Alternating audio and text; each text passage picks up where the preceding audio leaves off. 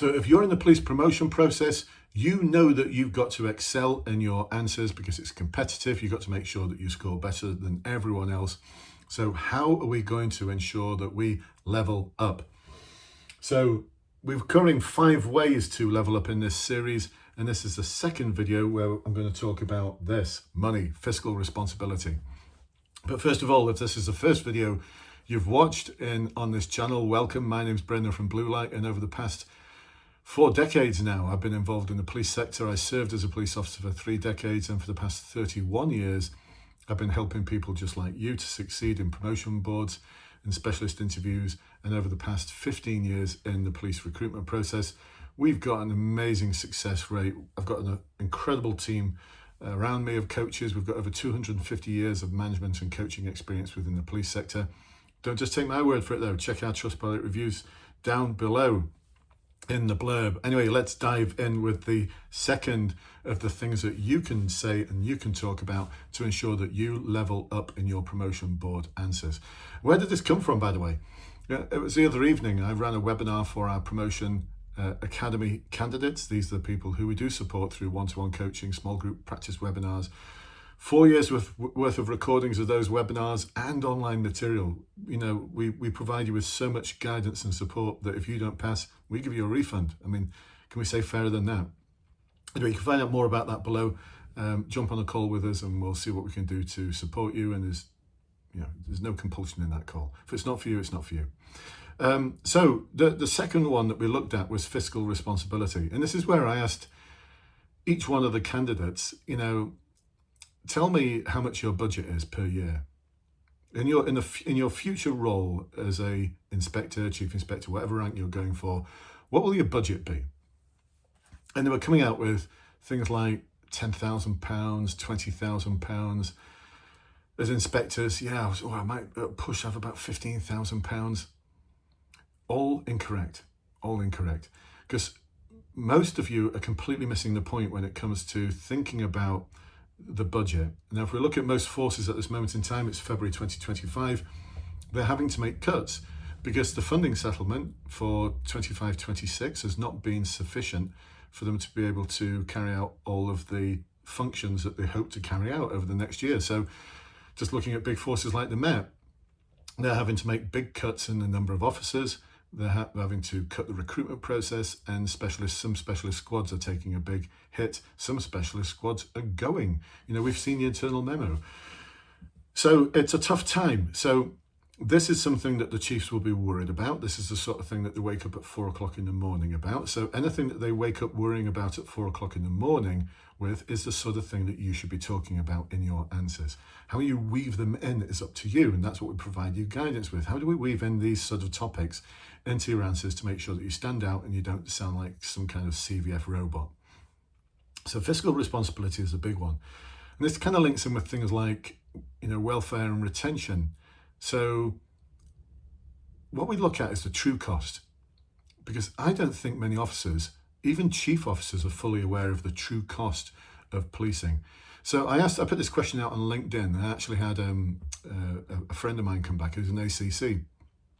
And he wanted to be helpful, and he messaged me to say, I've got the answer for you, Brendan, because I was asking, how much does it actually cost? How much does a police officer cost? What are the hard costs connected with a police officer, especially in the first 3 years? Because this is where forces seem to be losing lots of officers in their first 3 years.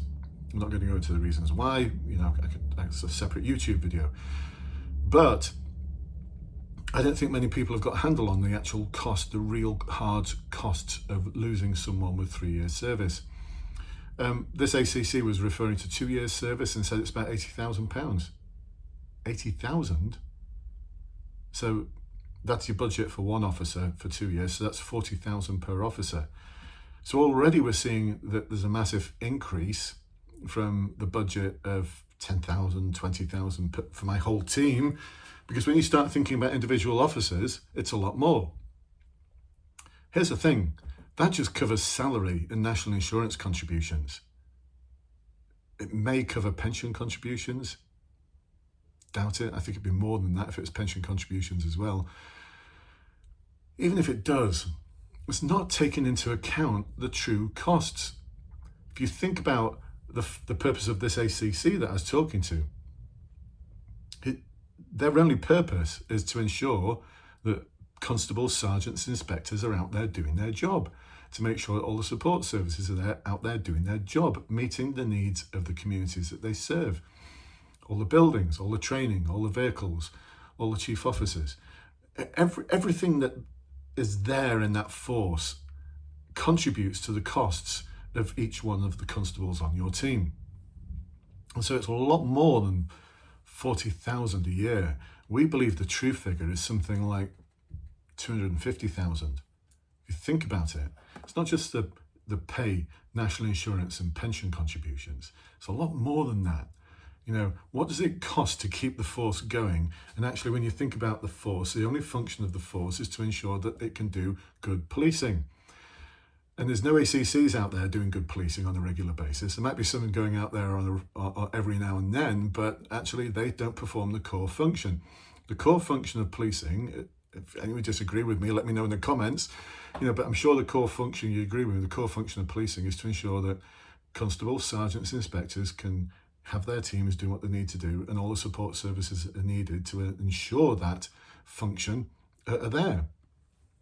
And so that's why we believe, and it's an estimate that we all agree on, like I said, 250 years worth of management experience, we all agree that it's probably in the region of, give or take, £50,000, £250,000.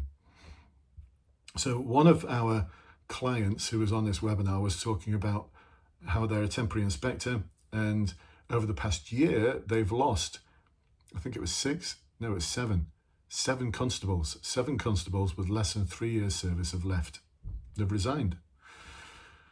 That is £1.75 million worth of police officer that's walked out the door. And then there's all the on costs of bringing some new officers in and training them up to the point where they left.